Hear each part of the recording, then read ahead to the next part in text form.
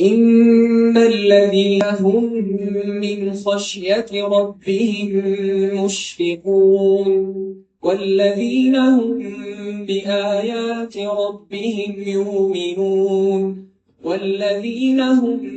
بربهم لا يشركون والذين يؤتون ما آتوا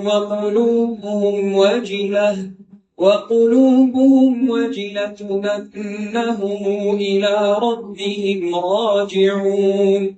أولئك يسارعون في الخيرات وهم لها سابقون ولا نكلف نفسا إلا وسعها ولدينا كتاب ينطق بالحق وهم لا يظلمون بل قلوبهم في غمرة من هذا ولهم أعمال من دون ذلك هم لها عاملون حتى إذا أخذنا مترفيهم بالعذاب إذا هم يجأرون لا تجأروا اليوم إنكم منا لا تنصرون قد كانت آياتي تتلى عليكم فكنتم على أعقابكم تنكصون مستكبرين به سامرا تهجرون أفلم يدبروا القول أم جاءهم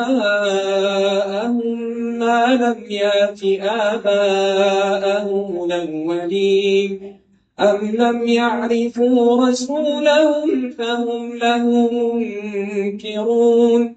أم يقولون به جنة بل جاءهم بالحق وأكثرهم بالحق كارهون ولو اتبع الحق أهواءهم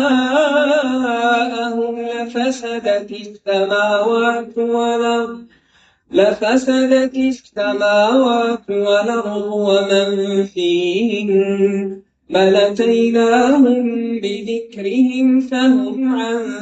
ذكر ربهم معرضون أم تسألهم خرجا فخراج ربك خير وهو خير الرازقين وإنك لتدعوهم إلى صراط مستقيم وإن الذين لا يؤمنون بالآخرة عن الصراط لناكبون الله